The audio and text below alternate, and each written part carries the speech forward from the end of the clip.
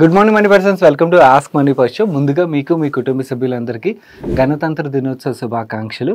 ఈరోజు first question విషయంకి వచ్చేసరికి ఈ వీక్లో మనకి ఆస్క్ మనీ ఫస్ట్ షోకి 150 నుంచి 160 క్వశ్చన్స్ వచ్చినట్టుంది. వాటిలో నేను చూసిన వాటిలో ఈజీలీ ఒక 20 to 25 క్వశ్చన్స్ ఒకే క్వశ్చన్ చాలామంది యూవర్స్ నుంచి కాన్ మ్యూచువల్ ఫండ్ నుంచి ఎగ్జిట్ అయిపోవాలా.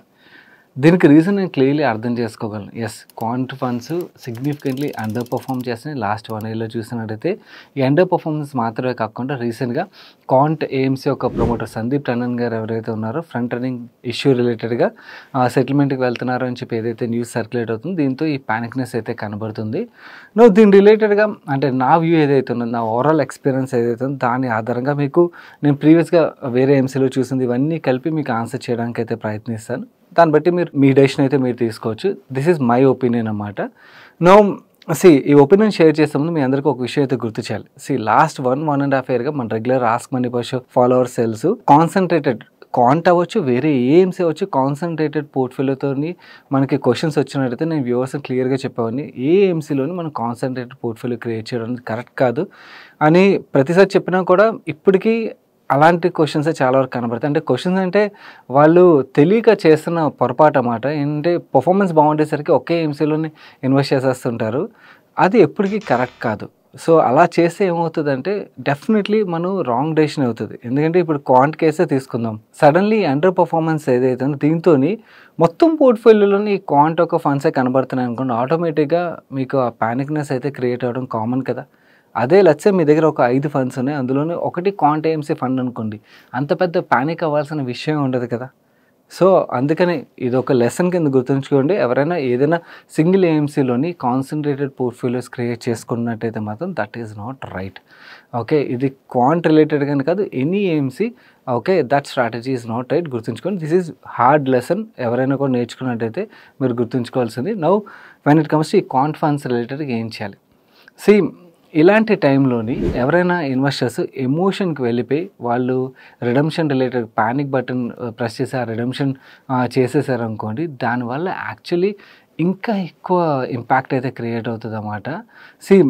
ఈ ఫ్రంట్ రన్నింగ్ రిలేటెడ్ ఇష్యూ ఏదైతే ఉన్నదో ఇది ఒక ఏఎంసీ రిలేటెడ్గా కరెక్టా అంటే కరెక్ట్ డెఫినెట్లీ కాదు. కాకపోతే quant is the first AMC ఇలాంటి ఇష్యూతోని వాళ్ళు ఫైన్ కట్టడం అంటే సెటిల్మెంట్కి వెళ్ళడం జరుగుతుందా అంటే no, there are many AMCs. ప్రీవియస్గా నా overall AMC and finance industry ఎక్స్పీరియన్స్లో నేను చాలా ఏఎంసీలు అయితే చూశాను ఇలాంటి ఇష్యూస్ జరగడం. దాని తర్వాత మళ్ళీ అగైన్ ఆ ఏఎంసీలు బాగా రికవర్ అయ్యాయి అంటే ఎస్, రికవర్ అవ్వడం అండ్ ఇన్నాళ్ళు అయిపోయింది కాబట్టి ఆ ఫండ్స్ బాగా పర్ఫామ్ చేయడంతో అందరూ మర్చిపోయారు. బేసికలీ ఏంటంటే this industry is driven by performance ఉన్నదనుకోండి ఎలాంటి ఇష్యూనైనా మర్చిపోతారు. పర్ఫార్మెన్స్ లేదనుకోండి చిన్న ఇష్యూ కూడా పెద్దదిలో అయితే కనబడుతుంటుంది అన్నమాట. ఇక్కడ ఈ ఫ్రంట్ రన్నింగ్ ఇష్యూ మాత్రమే కాకుండా క్వాంటిటీ అండర్ పర్ఫార్మెన్స్ ఉండడం వల్ల యాక్చువల్లీ ఈ ప్యానిక్నెస్ కనబడుతుంది. అదే క్వాంట్ ఫండ్స్ అగైన్ అంటే ప్రీవియస్గా టాప్లో ఏదైతే కనబడ్డాయో అలాగే పర్ఫార్మెన్స్ డెలివర్ చేస్తున్నాయి అనుకోండి, చాలామంది ఇన్వెస్టర్స్ ఈ ఫ్రంట్ రన్నింగ్ రిలేటెడ్ ఇష్యూను కూడా ఇగ్నోర్ చేసేవారు. నా ఓన్లీ సజెషన్ ఏంటంటే ఇప్పుడు ఎవరైతే వెళ్ళి రిడమ్షన్ చేస్తారో ఈ రిడమ్షన్ చేయడం వల్ల ఏం జరుగుతుందంటే ఫండ్ మేనేజర్ దగ్గర వేరే ఆప్షన్ ఉండదు. ఏవైతే స్టాక్స్ లిక్విడిటీ బాగుంటాయి అంటే బాగా పర్ఫామ్ చేసిన స్టాక్స్కి లిక్విడిటీ ఎక్కువగా ఉంటుంది కదా, నువ్వు రిడమ్షన్ చేసినప్పుడు ఏమవుతుంది, ఆ డబ్బులు ఇన్వెస్టర్స్కి ఇవ్వాలి కాబట్టి వాళ్ళు ఆ స్టాక్స్ని సెల్ చేయాల్సి ఉంటుంది. సెల్ చేస్తేనే డబ్బులు ఇవ్వగలరు కదా. సో వాళ్ళు క్యాష్లో అయితే కూర్చోరు కదా మ్యాక్సిమం పోర్ట్ఫోలియోని. సో వాళ్ళు బాగా పర్ఫామ్ చేసే కంపెనీలు అమ్ముతున్నారు అనుకోండి, ఏమవుతుంది ఫండ్స్ యొక్క పర్ఫార్మెన్స్ మీద ఇంకా ఇంపాక్ట్ పడే ఆస్కారం ఉంటుంది. సో అన్నెసరీ మీకు మీరే పెయిన్ క్రియేట్ చేసుకున్నట్టు అవుతుంది అన్నమాట ఇలాంటి ప్యానిక్ డెసిషన్స్ తీసుకోవడం వల్ల. యాక్చువల్లీ పెయిన్ ఏదైతే ఉన్నదో it could be A short term pain, దాన్ని ఎక్స్టెండ్ చేసినట్టు అయితే అవుతుంది. సో ఇలా రిడమ్షన్ చేయకుండా ఇలాంటి టైంలోని దట్టు అండర్ పర్ఫార్మెన్స్ అన్నది జస్ట్ లాస్ట్ 6 months 1 year కదా, దాని ముందు they were doing really good. So ఇంకొక 1.5 year టైం ఇవ్వడం కూడా చాలా ఇంపార్టెంట్. ఒక 1 year అట్లీస్ట్ టైం ఇచ్చి వీళ్ళు కేటగిరీ యావరేజ్ ఏదైతే ఉన్నదో కేటగిరీ యావరేజ్ కన్నా కూడా బెటర్ పర్ఫార్మెన్స్ డెలివర్ చేస్తున్నారు అనుకోండి, దెన్ ఫైన్. నెంబర్ 1 నెంబర్ 2 ఉండాల్సిన అవసరం లేదు. నేను ఇదే ప్రతిసారి మాట్లాడుతుంటాను. చాలామంది ఇన్వెస్టర్స్ పాస్ట్ పర్ఫార్మెన్స్ ఆధారంగా నెంబర్ 1 ఫండ్స్ ఏవైతున్నాయో వాటిని చేసి చేస్తుంటారు. అది ఎప్పుడు రైట్ స్ట్రాటజీ కాదు. మనం ఎప్పుడైనా నెంబర్ 1 వెనకాల పరిగెడుతున్నాం అనుకోండి, నెంబర్ 1 ఎవరు కన్సిస్టెంట్గా ఉండరు ఇండస్ట్రీలోని, ఎప్పుడు లేరు. ఒక టైంలో ICICI was delivering number 1 performance, ఒక టైంలో బిర్లా వాజ్ డెలివరింగ్, దాని ముందు హెచ్డిఎఫ్సి, దాని ముందు Reliance which is Nippon. So ఇలా ప్రతిసారి ఒక్కొక్క ఏఎంసీ మారుతుంటుంది. ఇన్ఫ్యాక్ట్ మిడిల్ పీరియడ్లో చాలా long Mirae was there in that stage అన్నమాట. సో ఏఎంసీస్ ఈ సైకిల్ అన్నది కామన్. సో మనం ఆ సైకిల్లోని టాప్లో ఉన్న ఫండ్స్ ఏవైతున్నాయో వాటిని చూస్ చేసుకుంటే మనం ఎప్పుడు రాంగ్ డెసిషన్ తీసుకున్నట్టు అవుతుంది. మనం ఎప్పుడు కూడా ఏ ఫండ్ సెలెక్ట్ చేసుకున్నా కూడా కేటగిరీ యావరేజ్ ఏదైతే ఉంటుందో దానికన్నా కూడా బెటర్ పర్ఫార్మెన్స్ డెలివర్ చేస్తుంది, అది కూడా కన్సిస్టెంట్గా డెలివర్ చేస్తున్నాయి అనుకోండి, that is enough. And A fund నుంచైనా మనం ఎగ్జిట్ కాల్ తీసుకోవాలన్నా కూడా ఆ కేటగిరీ యావరేజ్ కన్నా కూడా అండర్ పర్ఫార్మెన్స్ 6 months 1 year కాదు, అట్లీస్ట్ ఒక 2 years పాటు చూసి అలాగే కంటిన్యూ అవుతున్నట్టయితే అప్పుడు ఎగ్జిట్ కాల్ తీసుకోవడం వుడ్ బి బెస్ట్ అవుతుంది అన్నమాట. నౌ ఇప్పుడు కాంట్ రిలేటెడ్గా ఎలాంటి డెసిషన్ తీసుకోవడం బెటర్? ఒకవేళ మీ దగ్గర ఒక 5 ఫండ్స్ని దాంట్లో కాంట్ ఒక ఎయిమ్స్ నుంచి ఒక ఫండ్ ఉన్నదనుకోండి, దెన్ వరీ అవ్వాల్సిన పనే ఉంది. Give them some time. Okay, let's see whether they will recover or not. ఇంకొక 1.5 year టైం ఇచ్చి దాన్ని బట్టి డెసిషన్ తీసుకోవడం వుడ్ బి బెటర్ అవుతుంది. ఎందుకంటే వీళ్ళ స్ట్రాటజీస్ ముందు బాగా పర్ఫామ్ చేశాయి కదా, మళ్ళీ అగైన్ పర్ఫామ్ చేయొచ్చేమో. పర్ఫామ్ చేస్తే మళ్ళీ అగైన్ ఆ టైంలో మీరు ఫోమోకి వెళ్ళిపోతారు, అరే నేను మిస్ అయిపోయాను అని చెప్పి మళ్ళీ అగైన్ ఆ టైంలో ఈ ఫండ్స్లోకి పరిగెత్తడం, ఈ చర్న్ చేయడం కరెక్ట్ కాదు. ఓకే, నో ఇదే అంటే 5 ఫండ్స్లో ఒక ఫండ్ కాకుండా 5 ఫండ్స్లో 3 ఫండ్లు 4 ఫండ్లు ఆర్ 5 ఫండ్లు కాంటే ఉన్నాయనుకోండి, then you are doing wrong. So you have to correct your portfolio. So reduce your concentration. Okay, 1-2 ఫండ్స్కి అయితే రెడ్యూస్ చేయడానికి ప్రయత్నించండి. మిగిలిన ఫండ్స్ మీరు ఏవైతే కేటగిరీలో ఇన్వెస్ట్ చేస్తారో ఆ కేటగిరీలో వేరే ఎంసీస్ ఏవైతే ఉంటే మీకు నచ్చిన ఎంసీలోకి డైవర్సిఫై చేయడం వుడ్ బి బెస్ట్ ఆప్షన్ అవుతుంది. So this would be the best strategy. So ఎవరైనా కూడా కాంట్ ఫండ్స్లో ఇన్వెస్ట్ చేసి ఇప్పుడు ప్యానిక్ అవుతున్నట్టయితే నా ఓవరాల్ ఎక్స్పీరియన్స్తో చెప్తున్నాను, ప్యానిక్నెస్ డెసిషన్ తీసుకోవడం అనేది ఎప్పటికీ కరెక్ట్ కాదు. అండ్ ఈ అండర్ పర్ఫార్మెన్స్ అనేది cyclical, out performance cyclical, under performance cyclical, and cycles reverse అవుతాయి. సో ఇన్ఫ్యాక్ట్ ఈ టైంలో మీ యూనిట్స్ ఏవైతే అలొకేట్ అవుతాయి అవన్నీ కూడా మీకు ఓవర్ ఏ లాంగ్ పీరియడ్ మంచి రిటర్న్స్ డెలివర్ చేస్తాయి అన్నమాట.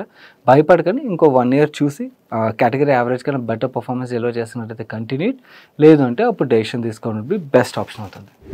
మన నెక్స్ట్ క్వశ్చన్ వ్యూవర్ తన పేరు మెన్షన్ చేయొద్దన్న, తన క్వశ్చన్ విషయంకి వచ్చేసరికి ఆయన I'm regular viewer of Daily Money Show. Indeed Daily Money Show has become part of my daily routine. Can you give your prospect on below 2 companies? Jindal Drilling Industries, which is into renting of oil rigs. Company has order book of 421 crores in H2 FY25 and 778 crores in FY26. In H125, its margins went low on account of repairs of existing rig. Can you please give your opinion on this stock?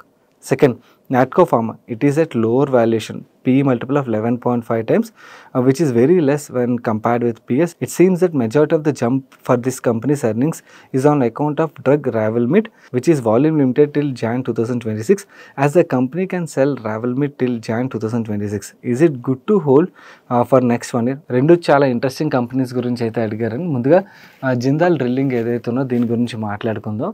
ఇది DP Jindal group company అన్నమాట. And మిగిలిన వ్యూవర్స్కి basic ఈ oil drilling రిలేటెడ్గా idea ఉండకపోవచ్చు కాబట్టి basic నుంచి కూడా కవర్ చేయడానికి ప్రయత్నిస్తాను. ఆయిల్ ఎక్స్ప్లోరేషన్ ఏదైతే జరుగుతుందో 2 రకాల ఆయిల్ ఎక్స్ప్లోరేషన్ జరుగుతాయి. ఒకటి ఆన్షోర్, ఇంకోటి ఆఫ్షోర్. ఆన్షోర్ అనేది మనకి ల్యాండ్ మీద జరుగుతుంది, ఆఫ్షోర్ అనేది మనకి సముద్రంలో జరుగుతుంది. మీరు కేజీ బేసిన్ అంటే రిలయన్స్ యొక్క కాకినాడ ఆయిల్ ఎక్స్ప్లోరేషన్ రిలేటెడ్గా న్యూస్లో అది వీడియోస్ చూసే ఉంటారు కదా. సముద్రంలో మీకు ఇప్పుడు స్క్రీన్ మీద చూపిస్తున్నాను చూడండి, ఇలాంటివి ఏవైతే కనబడతాయి వీటిని రిగ్స్ అంటారన్నమాట. సో ఈ రిగ్స్లోని 5 రకాల రిగ్స్ ఉంటాయి. మేజర్లీ ఇందులో ఫస్ట్ టైప్ ఆఫ్ రిగ్ గురించి మాట్లాడుకోవాలంటే డ్రిల్ షిప్ అంటారు. ఇది 12,000 feet వరకు వెళ్ళి ఆయిల్ని ఎక్స్ప్లోర్ చేయగలుగుతుంది. సెకండ్, సెమీ సబ్మర్జిబుల్ రిగ్స్ అన్నమాట. ఇవి 10,000 feet వరకు వెళ్ళి ఆయిల్ని ఎక్స్ప్లోర్ చేయగలుగుతాయి. Third, జాకప్ rigs. ఈ జాకప్ రిగ్స్ని యాక్చువల్లీ ప్రపంచంలో ఎక్కువగా యూజ్ చేస్తారు. ఈ 5,000 feet వరకు వెళ్ళి ఆయిల్ని అయితే ఎక్స్ప్లోర్ చేయగలుగుతాయి. ఈ జిందాల్ డ్రిల్లింగ్ ఏదైతుందో వీళ్ళ దగ్గర ఉన్న రిగ్స్ అన్నీ కూడా ఈ జాకప్ రిగ్సే. అండ్ ఇంకొక 2 types ఆఫ్ రిగ్స్ ఉంటాయి. ఒకటి డ్రిల్లింగ్ బాగ్, ఇంకోటి ల్యాండ్ రిగ్ అంటారన్నమాట. ఈ జిందాల్ డ్రిల్లింగ్ దగ్గర 6 ఆఫ్షోర్ రిగ్స్ అయితే ఉన్నాయి. వీటిల్లో 5 మన కంట్రీలో ఉన్నాయి. ఈ 5 రిగ్స్లోని 2 వీళ్ళ ఓన్ రిగ్స్, ఇంకొక 3 రెంటెడ్ రిగ్స్, అండ్ ఇంకొక రిగ్ మెక్సికన్ వాటర్స్లోని వీళ్ళు జాయింట్ వెంచర్ ద్వారా ఆపరేట్ చేస్తుంటారు. ఈ 5 రిగ్స్ గురించి మీరు తెలుసుకున్నప్పుడే ఈ కంపెనీకి ఉన్న ఆపర్చునిటీ ఏంటనేది మీకు అర్థమవుతుంది. ఒకటి వీళ్ళ దగ్గర ఉన్నది డిస్కవరీ 1 అంటారు, ఇంకోటి జిందాల్ సుప్రీం, ఇంకోటి virtue 1 and Jindal star, Jindal explorer. నవ్వు ఈ 5 రిగ్స్లోని మీకు ఇప్పుడు స్క్రీన్ మీద ఒక డేటా షేర్ చేస్తున్నాను చూడండి. మీరు ఇక్కడ ఆపరేటింగ్ రేట్ పర్ డే కాలం చూసినట్టయితే మీకు జిందాల్ సుప్రీం అండ్ వర్చ్యూ 1 యొక్క ఆపరేటింగ్ రేట్ పర్ డే మిగిలిన వాటికన్నా కూడా డబుల్ రేట్, ఇన్ఫ్యాక్ట్ దానికన్నా ఎక్కువగా కనబడుతుంది. ఏంటి ఇక్కడ అంత స్పెషల్ అంటే మిగిలిన 3 రిగ్స్ దగ్గర ప్రైజెస్ ఎందుకు అంత తక్కువగా ఉన్నాయి, ఇక్కడ ఈ 2 చోట్ల ఎందుకు ప్రైజెస్ అంత ఎక్కువగా ఉన్నాయంటే ఇది మీకు అర్థం కావాలని నేను కొంచెం బ్యాక్ మీకు తీసుకెళ్ళాలి 2011 ఆ పీరియడ్కి. సో 2011 to 14 మధ్యలో మీకు గుర్తున్నట్టయితే ఆయిల్ ప్రైసెస్ చాలా భయంకరంగా పెరిగిపోయి అండ్ ఆ టైంలో మన రూపీ మీద కూడా చాలా ప్రెషర్ పడింది అండ్ రూపీ బాగా ఫాల్ అయితే ఆ టైంలో మన ఆర్బీఐ గవర్నర్ దువ్వూరి సుబ్బారావు గారు ఎవరైతే ఉన్నారో ఆయన రూపీని ప్రొటెక్ట్ చేయడానికి వేరే స్టెప్స్ అయితే తీసుకున్నారు.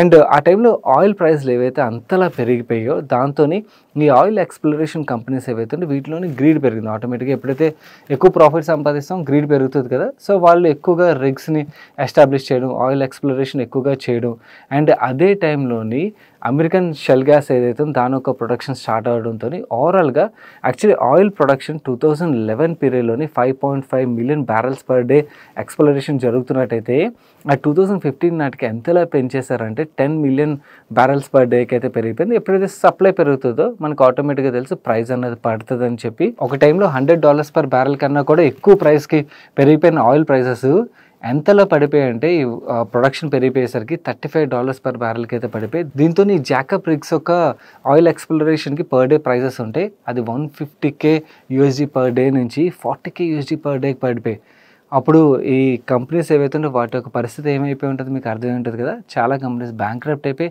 చాలామంది వాళ్ళ బిజినెస్ అయితే క్లోజ్ చేస్తారు అండ్ దీనికి తోడు కోవిడ్ వచ్చింది. సో ఈ కోవిడ్ రావడంతో ఓవరాల్గా మనకి డిమాండ్ మీద బాగా ఇంపాక్ట్ పడడంతో ఆయిల్ ప్రైసెస్ మనకి మొన్నటి వరకు చాలా తక్కువ ప్రైస్లో అయితే దొరకడం మనకు కనబడింది. రీసెంట్గా ఆయిల్ ప్రైసెస్ అంటే ఈ యుద్ధాలు ఇవి జరగడంతో ప్రైసెస్ పెరగడం అయితే మనకు కనబడుతుంది కదా. 2021 నుంచి కొంచెం వరకు ఇండస్ట్రీ అయితే బెటర్ అయింది, బట్ 2014 నుంచి 2021 పీరియడ్ ఏదైతే ఉన్నదో ఇండస్ట్రీకి one of the worst period అన్నమాట. ఈ పీరియడ్లో సర్వైవ్ అయిన కంపెనీస్ ఏవైతున్నాయో వాటిలో ఈ జిందాల్ డ్రిల్లింగ్ కూడా ఒకటి. Coming back to Jindal supreme and వర్చ్యూ1 యొక్క ప్రైజులు మిగిలిన రిగ్స్ కన్నా ఎందుకు ఎక్కువగా ఉన్నాయంటే మీరు కాంట్రాక్ట్ పీరియడ్ ఉన్నది దాని పక్క కాలం మీరు చూసినట్టయితే రీసెంట్గా ఈ 2 రిగ్స్ యొక్క కాంట్రాక్ట్స్ అయితే రెన్యూల్ అవ్వడంతో లేటెస్ట్ ప్రైజ్ల ఆధారంగా వీళ్ళ కాంట్రాక్ట్స్ అయితే సైన్ చేశారు. దాంతో మీరు ఈ 2 రిగ్స్ యొక్క ప్రైజులు చూసినట్టయితే ఎక్కువగా మీకు కనబడుతున్నాయి అండ్ మిగిలిన వీళ్ళు 3 ఆపరేటింగ్ అదర్ రిగ్స్ ఏవైతున్నాయో వాటి యొక్క కాంట్రాక్ట్లు కూడా త్వరలోనే రెన్యూ అవనున్నాయి. ఈ రిగ్స్ యొక్క కాంట్రాక్ట్స్ రెన్యూ అయినట్టయితే వాటి ప్రైజులు కూడా ఇదే రేంజ్కి అయితే రీచ్ అవుతాయి. ఈ ప్రైస్ పెరిగింది అనుకోండి ఆటోమేటిక్గా ఏమవుతుంది వీళ్ళ టాప్ లైన్ పెరుగుతుంది, వీళ్ళ మార్జిన్స్ పెరుగుతాయి, ఎబిటా పెరుగుతుంది, ఇవన్నీ కూడా పెరుగుతాయి కదా. So that is a massive opportunity for this company అన్నమాట కమింగ్ నెక్స్ట్ 2-3 ఇయర్స్లోని. కాకపోతే మీరు రాసినట్టుగా ఈ H4లో వీళ్ళ మార్జిన్స్ పడ్డాయి కదా, దానికి రీజన్ వీళ్ళ జిందాల్ సుప్రీం రిగ్ ఏదైతుందో దాంట్లో మెజారిటీ ఆఫ్ ద పార్ట్స్ అన్నీ కూడా వీళ్ళు రీఫర్బిష్ చేయడం వల్ల వీళ్ళు చాలా స్పెండింగ్ చేయడంతో వీళ్ళ మార్జిన్స్ అయితే పడ్డాయి. ఇలా రీఫర్బిష్ చేసినప్పుడు వీళ్ళ ఎక్స్పెన్స్లు అయితే పెరుగుతూ ఉంటాయి అండ్ కమింగ్ క్వార్టర్స్లో ఇంత లెవెల్లో రీఫర్బిష్మెంట్ అయితే ఉండదని మేనేజ్మెంట్ చెప్తున్నారు. ఎన్వెస్ట్ 27th రిజల్ట్స్ ఉన్నాయి, ఒకసారి రిజల్ట్స్ని కూడా ట్రాక్ చేయండి. రిజల్ట్స్ తర్వాత కాన్ఫరెన్స్ కాల్ ప్రజెంటేషన్ ఇవన్నీ కూడా ట్రాక్ చేయడానికి ప్రయత్నించండి. సో కమింగ్ ఇయర్స్లోని వీళ్ళకి ఆపర్చునిటీ అయితే ఇది. నెక్స్ట్ వీళ్ళకి ఇంకొక రిగ్ ఉన్న జిందాల్ పైనీర్ అని చెప్పి జేవీ కంపెనీ ద్వారా వీళ్ళు ఆపరేట్ చేస్తున్నారని చెప్పి మెక్సికన్ వాటర్లో మాట్లాడుకున్నాం కదా. ఆ రిగ్ని వీళ్ళు ఎక్వైర్ చేయడానికి అయితే ట్రై చేస్తున్నారు. అక్కడి నుంచి కూడా వీళ్ళకి చాలా మంచి ప్రాఫిట్స్ అయితే వస్తున్నాయి. దాని రిలేటెడ్గా వీళ్ళకి board approval, share holders approval ఇవన్నీ కూడా వచ్చేసి రెగ్యులేటరీ అప్రూవల్ అంటే ఆర్బీఐ పర్మిషన్ ఇవన్నీ కావాల్సి ఉంటుంది. దాని గురించి అయితే వెయిట్ చేస్తున్నారు. పర్మిషన్స్ వచ్చేసాయి అనుకోండి, ఆ రిగ్ని ఎక్వైర్ చేసినట్టయితే వీళ్ళకి ఇప్పటివరకు 50% ఆఫ్ ద ప్రాఫిట్స్ అయితే యాడ్ అవుతున్నాయి వీళ్ళ నెంబర్స్లోని. అక్కడ నుంచి వీళ్ళకి ఎక్వైర్ చేసిన తర్వాత 100% ఆఫ్ ద ప్రాఫిట్ అయితే యాడ్ అవుతుంది కదా. ఇది మాత్రమే కాకుండా వీళ్ళ కాంట్రాక్ట్స్ రెన్యూల్ అయితే అదొక అడిషనల్ థింగ్ అన్నమాట. ఓవరాల్గా కంపెనీ ఏం చెప్తుందంటే FY26 ఎండింగ్ కల్లా ఒక 10 months బ్యాక్ మేనేజ్మెంట్ ఒక ఇంటర్వ్యూ ఇచ్చారు. ఆ ఇంటర్వ్యూ చూసినప్పుడు వాళ్ళు చేసిన కామెంట్ ఏంటంటే వీళ్ళు ఎబిటా 300 నుంచి 400 crores అయితే రీచ్ అవుతుందని చెప్తున్నారు. So that's a substantial growth అన్నమాట. సో కంపెనీ పరంగా ఉన్న ఆపర్చునిటీ అయితే ఇది. So this is really big and దానికి తోడు రీసెంట్గా డొనాల్డ్ ట్రంప్ గారు ఎలక్ట్ అయిన తర్వాత ఆయన స్టేట్మెంట్ అందరూ చూసే ఉంటారు, డ్రిల్ బేబీ డ్రిల్ అని చెప్పి. సో ఆయిల్ ఎక్స్ప్లోరేషన్ రిలేటెడ్గా చాలా మంచి బజ్ అయితే కమింగ్ పీరియడ్లో క్రియేట్ ఉన్నట్టుగా మనం అర్థం చేసుకోవచ్చు. సెకండ్ నాట్కో ఫార్మా విషయంకి వచ్చేసరికి వాల్యుయేషన్స్ పరంగా మనం చూసినట్టయితే పీ మల్టిపుల్ ఆధారంగా చాలా చీప్గా కనబడుతుంది. కాకపోతే నిన్న మన ఛానల్ ఆదిత్య కెమికా గారిది వీడియో రిలీజ్ చేసాం, చూసారా? చూడని వాళ్ళు తప్పకుండా చూడండి. ఫార్మా రిలేటెడ్గా చాలా చాలా మంచి వీడియో ఇది. అందులో ఆయన నాట్కో రిలేటెడ్గా క్లియర్ ఇన్ఫర్మేషన్ అయితే షేర్ చేశారు. సో ఆల్వేస్ మార్కెట్ ఏంటంటే ఫ్యూచర్ ఎర్నింగ్స్ని చూస్తుంది. సో జస్ట్ 1 ఇయర్లో వచ్చే నెంబర్స్ కన్నా కూడా దాని తర్వాత వచ్చే నెంబర్స్ ఏవైతే ఉంటే అవన్నిటిని కూడా కన్సిడర్ చేస్తారు. సో దానివల్ల నాకు తెలిసి పెద్దగా మనకి గ్రోత్ ఉంటుందని అయితే అనిపించట్లేదు. సో నాట్కో రిలేటెడ్గా సో ఆ రిస్క్ మీకు అర్థమై ఉంటుంది. అర్థం చేసుకోవాలని ఒకసారి చూడండి, చూస్తే మీకు అర్థమైపోతుంది. సో నాట్కో కన్నా కూడా వేరే అదర్ ఫార్మా కంపెనీస్ కూడా మనకి ఆల్రెడీ మార్కెట్లో బెటర్ వాల్యుయేషన్ దొరుకుతున్నాయి కాబట్టి వాటిని కన్సిడర్ చేయడం వుడ్ బి బెస్ట్ ఆప్షన్ అవుతుందండి. మీరు పంపించిన నెక్స్ట్ క్వశ్చన్ ఆన్సర్ చేసే ముందు స్మాల్ రిమైండర్ గైస్, వీడియోలో షేర్ చేసిన ఇన్ఫర్మేషన్ హెల్ప్ఫుల్ అవుతుంది అనిపించినట్టయితే ఛానల్లో అడిగేది ఒకటే, వీడియోని తప్పకుండా లైక్ చేయడం అయితే మర్చిపోకండి. అండ్ అలాగే మీకు కూడా ఏదైనా క్వశ్చన్ మమ్మల్ని అడగాలనిపించినట్టయితే #AskMoneyPerson రాసి మీ క్వశ్చన్ డీటెయిల్గా రాసినట్టయితే మీ క్వశ్చన్స్ అయితే మాకు రీచ్ అవుతాయి. అండ్ ఫైనాన్షియల్ ప్లానింగ్ క్వశ్చన్స్ పంపించే వాళ్ళు డీటెయిల్గా రాసినట్టయితే వాటి గురించి మేము కూడా డీటెయిల్గా అయితే ఆన్సర్ చేయగలం. మన నెక్స్ట్ క్వశ్చన్ కిరణ్ కుమార్ గారు అడుగుతున్నారు. Hi son, you said you met cyber commissioner from government side, could you please share more details if possible? What are the major challenges they are facing? How they are going to stop those? How MoneyPerson is going to help in this cause? Great to see you are going greater heights and meeting bigger people for greater cause. And మంచి point అడిగారు. మనకి ఇంతకు ముందు దొంగలు ఎలా ఉండేవారు? Okay, వాళ్ళు మన ఇంట్లో దొంగతనం చేయాలంటే మన ఇంటి చుట్టూ రెక్కీ చేసి వాళ్ళు ప్లాన్ చేసి ఓకే మనం లేనప్పుడు దొంగతనం చేయడానికి ప్రయత్నించి అర్ధరాత్రులు దొంగతనాలు చేయడానికి ప్రయత్నించి ఇలా ఎఫర్ట్ పెట్టి వాళ్ళు చేసేవారు. అండ్ దొరికే ఛాన్సెస్ చాలా ఎక్కువ ఉంది. వేరేస్ ఇప్పుడు ఈ సైబర్ క్రిమినల్స్ ఎలా అయిపోయారంటే వాళ్ళు ఎక్కడో కూర్చుంటారు వేరే స్టేట్లో, వేరే దేశంలో. అండ్ వేరే దేశం అంటే గుర్తొచ్చింది, యాక్చువల్లీ సైబర్ క్రైమ్ డిపార్ట్మెంట్కి మేజర్ కన్సర్న్ ఏంటని చెప్పి రాశారు కదా. మేజర్ కన్సర్న్ నాకు కనబడింది సైబర్ స్లేవరీ. మన పిల్లలు ఎవరైతే ఉంటారంటే వాళ్ళకి జాబ్ ఇస్తామని ఆఫర్ లెటర్ వచ్చింది అనుకోండి, వేరే కంట్రీలో జాబ్ ఆఫర్ అనగానే ప్రతి ఒక్కళ్ళు అట్రాక్ట్ అవుతారు కదా. సో అలా జాబ్ ఆఫర్ రూపంలో ఇచ్చి వాళ్ళని వేరియస్ కంట్రీస్లోని వీళ్ళు కాల్ సెంటర్లు అయితే తయారు చేసుకున్నారు, అక్కడికి పిలిపించుకుని అక్కడ వీళ్ళని అరెస్ట్ చేసి సైబర్ స్లేవ్స్ కింద మార్చేసి వాళ్ళ చేత ఈ సైబర్ క్రైమ్స్ అయితే చేపిస్తున్నారంట. వాళ్ళకి డబ్బులు ఇవ్వరు అండ్ చాలా దారుణంగా హెరాస్ చేస్తున్నారు. అండ్ అలాగే వాళ్ళు మన లాంగ్వేజ్లో మాట్లాడారు అనుకోండి ఇంకా ఈజీగా సైబర్ క్రైమ్ చేయొచ్చు కదా. సో అలా వాళ్ళని ట్రైన్ చేసి వాళ్ళ చేత అలా సైబర్ క్రైమ్స్ అయితే చేపిస్తున్నారంట. ఇలా చాలామంది మన తెలుగు స్టేట్స్లోనే కాదు అక్రాస్ కంట్రీ పిల్లలు అయితే బలైపోతున్నారంట. చాలా దారుణం ఇది విన్నాక నాకు అనిపించింది. ఐ ఫెల్ట్ అంటే లోకల్లోనే ఉండి ఎవరైతే సైబర్ క్రిమినల్స్ ఎవరైతే ఉంటారో వాళ్ళు ఈ పని చేస్తున్నారేమో అనుకున్నాను. బట్ యాక్చువల్లీ బర్ముడా ట్రయాంగిల్ ఏదైతే ఉంటుందో అక్కడికి మన దగ్గర ఉన్న పిల్లల్ని జాబ్ ఆఫర్ రూపంలో తీసుకెళ్ళి వాళ్ళ చేత చేపిస్తున్నారంట. సో మనకు వస్తున్న కాల్స్లో ఇలాంటి వాళ్ళు కూడా ఉంటారు పాపం. అండ్ ఇది మాత్రమే కాకుండా ఈ సైబర్ క్రిమినల్స్ యాక్చువల్లీ ఎప్పటికప్పుడు చాలా స్మార్ట్ అయిపోతున్నారు. వాళ్ళు కొత్త కొత్త మోడల్స్ ఆఫ్ ఆపరెండితో వచ్చి వాళ్ళు స్కామ్ చేయడానికి అయితే ప్రయత్నిస్తున్నారు కదా. ఈ cyber crimes related there are few thumb rules అన్నమాట. సో ఆ థంబ్ రూల్స్ రిలేటెడ్గా యాక్చువల్ సైబర్ క్రైమ్ డిపార్ట్మెంట్ వాళ్ళు అవేర్నెస్ స్ప్రెడ్ చేయడానికి వాళ్ళ వంతు వాళ్ళు ఎఫర్ట్ పెడతారు. బట్ వాళ్ళు ఏమని ఫీల్ అయ్యారంటే మన ఛానల్ విషయంకి వచ్చి ఫైనాన్షియల్ ఎడ్యుకేషన్ ప్రొవైడ్ చేస్తాం కదా. సో మన ఛానల్ ద్వారా ఏవైతే మేజర్గా ఫ్రాడ్ జరుగుతున్నాయి వాటి రిలేటెడ్గా మనకి తెలియకుండా మన మీద ఫ్రాడ్ జరిగింది అనుకోండి, అంటే ఈ సైబర్ ఫ్రాడ్ ఎవరి మీద జరగదని చెప్పి ఓవర్ కాన్ఫిడెంట్గా అయితే ఉండలేము. ఎందుకంటే వీళ్ళు అంత స్మార్ట్ అయిపోయారు అన్నమాట. ఎవరి మీదైనా కూడా ఈ సైబర్ ఫ్రాడ్ జరిగే ఆస్కారం ఉంటుంది. అలా సైబర్ ఫ్రాడ్ మన మీద జరిగినట్టయితే మన డబ్బులు రికవర్ చేసుకోవడానికి there is a golden hour. ఆ గోల్డెన్ అవర్ రిలేటెడ్ ఇన్ఫర్మేషన్ కావచ్చు, లేకపోతే థంబ్ రూల్స్ ఏవైతే ఉన్నాయి, సైబర్ క్రైమ్ మనం గురవ్వకుండా ఉండాల్సిన థంబ్ రూల్స్ ఏవైతే వీటి రిలేటెడ్గా అవేర్నెస్ స్ప్రెడ్ అయితే బాగుందని చెప్పి ఉద్దేశంతో శిఖా గోయల్ మ్యామ్ అయితే పిలిచారు. అండ్ పిలిచిన తర్వాత ఫస్ట్ ఇంటరాక్షన్లోని వాళ్ళు ఇన్ఫర్మేషన్ షేర్ చేశారు. వాళ్ళు షేర్ చేయడం మాత్రమే కాకుండా నేనేమనుకున్నానంటే వాళ్ళ ఏదైతే మొత్తం వర్క్ చేశారో ఆ వర్క్ చూపిద్దాం. అండ్ అలాగే వాళ్ళ చేతే మొత్తం ఏవైతే జరుగుతుందో వాటి రిలేటెడ్గా చెప్పించినట్టయితే బాగుంటుంది కదా అని చెప్పి శిఖా గోయల్ మ్యామ్తో ఒక పాడ్కాస్ట్ అయితే రికార్డ్ చేసాం. మన టాక్స్ ఛానల్లో రిలీజ్ చేసాం. చాలామంది మిస్ అయ్యి ఉండొచ్చు, ఎందుకంటే MoneyPerson ఛానల్ ఫాలో అవుతున్న వాళ్ళు టాక్స్ ఛానల్ ఫాలో అవుతూ ఉండకపోవచ్చు కదా. ఇక్కడ ఐ బటన్లో ఉంచుతాను. యాక్చువల్లీ దీని రిలేటెడ్గా మీరు చూడడం మాత్రమే కాకుండా మీ ఫ్యామిలీకి కూడా ఈ ఇన్ఫర్మేషన్ షేర్ చేయడం అయితే చాలా ఇంపార్టెంట్. ఎందుకంటే సైబర్ క్రైమ్ నుంచి ఎవ్వరూ సేఫ్ కాదు. సో ఓన్లీ మనం ప్రొటెక్ట్ చేసుకోగలిగింది అవేర్నెస్ ద్వారానే. సో అవేర్నెస్ని ఎంత స్ప్రెడ్ చేయగలిగితే మన వాళ్ళని అంత ప్రొటెక్ట్ చేసుకోగలుగుతాం. ఈవెన్ జాబ్ ఆఫర్ రిలేటెడ్గా కూడా ఈ సైబర్ స్లేవరీ ఏదైతే దీని రిలేటెడ్ ఇన్ఫర్మేషన్ కూడా మ్యాక్సిమం స్ప్రెడ్ చేయడానికి అయితే ప్రయత్నించండి. ఎందుకంటే చాలామంది పిల్లలు బలైపోతున్నారు.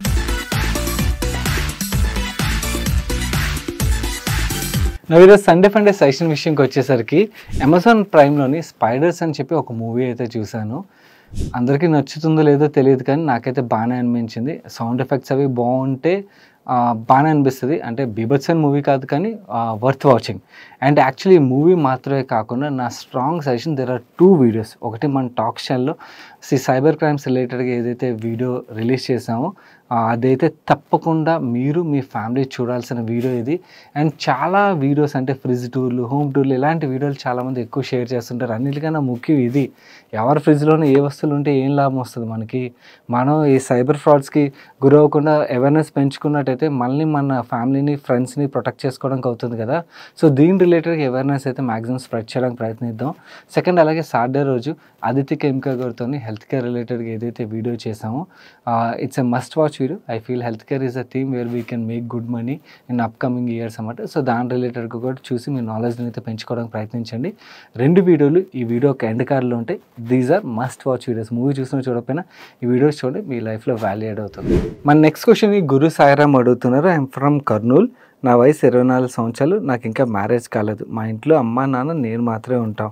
2021లో డిగ్రీ పూర్తయింది. మా ఊరి దగ్గర ఒక స్టోర్లో నేను వర్క్ చేస్తున్నాను. ఇప్పుడు 15,000 రూపాయలు నాకు జీతం. నేను ఇప్పటివరకు చేసుకున్న నా సేవింగ్స్ అన్నీ కూడా డే ట్రేడింగ్లో పోగొట్టుకున్నాను. Approximately 8 lakh rupees. అరే ఓకే. ఇప్పుడు నా దగ్గర ఒక్క రూపాయి కూడా లేదు. మా పేరెంట్స్ ఇద్దరు ఫార్మర్స్. వాళ్ళకి 55 సంవత్సరాల పైనే ఉంది. అండ్ వాళ్ళు ఇంకా కష్టపడే స్థితిలో లేరు. నేను 2 years బ్యాక్ LIC పాలసీ తీసుకున్నాను. ఇద్దరికీ కలిపి 10,000 రూపాయల సంవత్సరానికి నేను కడుతున్నాను. సో ఇప్పుడు విషయానికి వచ్చినట్టయితే మాకు 2 acres ల్యాండ్ ఉంది. దాని మీద రీసెంట్గా లోన్ అప్లై చేశాను. అప్రూవ్ అయింది. 3 లక్షల రూపాయలు నెక్స్ట్ మంత్ నా అకౌంట్లో క్రెడిట్ అవుతుంది. Interest rate up to 10%. Yearly కట్టచ్చు. అలా 4 years వరకు కట్టాలి. ఇప్పుడు ఆ 3 లక్షలు నేను 4 years వరకు స్టాక్ మార్కెట్లో లాంగ్ టర్మ్కి ఇన్వెస్ట్ చేస్తే మంచిదా, లేదా మ్యూచువల్ ఫండ్స్లో ఇన్వెస్ట్ చేస్తే మంచిదా? ఈ డబ్బుతో ఏదో కొంచెం లాభం వచ్చినా కూడా మా కుటుంబానికి హెల్ప్ అవుతుంది. ప్రస్తుతం నా వద్ద అప్పులు ఏమీ లేవు. అండ్ అలాగే సేవింగ్స్ కూడా లేదు. మాదొక లోవర్ మిడిల్ క్లాస్ ఫ్యామిలీ. అర్థం కావడం లేదు. అలాగే నా కెరీర్ గురించి కూడా ఏదైనా సజెషన్ ఇస్తారని అనుకున్నాను. ఎందుకంటే మాకు తెలిసిన వాళ్ళు ఎవరు కూడా ఇలా చేయి అలా చేయి అని చెప్పడం లేదు. చాలా లోన్లీగా ఫీల్ అవుతున్నాను. హాయ్ గురు సాయిరామ్ గారు. ఐ థింక్ మీరు ఆ డే ట్రేడింగ్ని వదిలేస్తారని అనుకున్నాను. ఆ హ్యాబిట్ వదిలేకపోతే ఫస్ట్ థింగ్ నేను చెప్తున్నాను, అంటే మీకు చెప్పేవాళ్ళు లేరు అన్నారు. సో నేను చెప్తున్నాను, క్లియర్గా గుర్తుంచుకోండి, ఇది బ్రెయిన్లోకి ఎక్కించుకోండి. ఆ ట్రేడింగ్ని వదిలేయండి. చాలామంది ఇలాగే తెలుసో తెలియకో సోషల్ మీడియాలో చూసి వాళ్ళ ఫ్యామిలీ సేవింగ్స్ అన్నిటిని కూడా లాస్ట్ 2-3 సంవత్సరాలు అయితే కోల్పోయారు. దీన్ని వదలకపోతే ఇదొక వ్యసనం అన్నమాట. ఈ వ్యసనం ఎలాంటిదంటే మీ దగ్గర ఉన్న డబ్బులు మాత్రమే కాకుండా మీ చేత అప్పు కూడా చేపిస్తుంది. ట్రేడింగ్ ఇవన్నీ కూడా 1% ఆఫ్ ద పీపుల్ సక్సెస్ సాధిస్తుంటారు. వాళ్ళు రేరు. బట్ 99% వాళ్ళు డబ్బులు కోల్పోతుంటారు. సో వాటి నుంచి మనం ఎంత దూరంగా ఉంటే అంత మంచిది. సో ఇక్కడి నుంచైనా ఆ ట్రేడింగ్ అన్న పార్ట్ ఏదైతుందో దాన్ని పక్కన పెట్టండి. అసలు డీమ్యాట్ అకౌంటే మీరు ఓపెన్ చేయొద్దు నన్ను అడిగినట్టయితే. బికాస్ మీ కేసులో నాకు క్లియర్లీ అర్థమవుతుంది. ఎటువంటి నాలెడ్జ్ లేకుండా ఎక్కడో వీడియోస్ చూసి అది కొంచెం వాటి రిలేటెడ్గా మీరు ఎక్సైట్ అయిపోయి మీరు డెసిషన్ అయితే తీసుకున్నారని అర్థమవుతుంది. నో, కంప్లీట్లీ మీ డీమ్యాట్ అకౌంట్ని పక్కన పెట్టేయండి. దాన్ని ఓపెనే చేయొద్దు. ఫస్ట్ మీరు దాని రిలేటెడ్ టైం దొరికినట్టయితే మీ నాలెడ్జ్ని పెంచుకోవడానికి ప్రయత్నించండి. దాని రిలేటెడ్గా ఎఫర్ట్ అయితే పెట్టండి. నో, సెకండ్ థింగ్, మీరు అప్పు చేసి ఆ 3 లక్షల రూపాయలు ఇన్వెస్ట్ చేద్దాం అనుకున్నారు. ఇది కూడా కరెక్ట్ కాదు. వద్దు. ఫస్ట్ ఆ లోన్ క్యాన్సిల్ చేసేయండి. ఎందుకంటే 10% ఇంట్రెస్ట్ రేట్. ఓకే, మీరు మ్యూచువల్ ఫండ్స్లో ఇన్వెస్ట్ చేస్తే మేము అప్రాక్సిమేట్ 12% ఎక్స్పెక్ట్ చేస్తాం. ఆ 2% కోసం అంత రిస్క్ తీసుకోవడం అవసరమా? నన్ను అడిగినట్టయితే నేను క్లియర్లీ నో చెప్తాను దీనికి. ఇది కూడా వద్దు. నన్ను అర్థం చేసుకొని నేను చెప్తున్నది. నార్మల్ ఏంటంటే మనం గ్రీడ్ అన్నది ఏదైతే ఉన్నదో దిస్ ఈజ్ వన్ ఎమోషన్. చాలామంది ఇక్కడే బలైపోతుంటారు. వాళ్ళ ఫ్యామిలీని కూడా బలి చేసేస్తుంటారు. ప్లీజ్ అర్థం చేసుకోండి. ఎంత దూరంగా ఈ గ్రీడ్ నుంచి మీరు బయటపడితే మీరు అంత సేఫ్గా ఉంటారు. అండ్ ఇన్ఫ్యాక్ట్ ఫ్యూచర్లోని మంచి డబ్బులను అయితే సేవ్ చేయగలుగుతారు. సో ఆ లోన్ ఇవన్నీ క్యాన్సిల్ చేసుకోండి. ఆ లోన్ తీసుకోవద్దు. లోన్ తీసుకొని ఇన్వెస్ట్ చేయాలని ఆలోచన పక్కన పెట్టండి.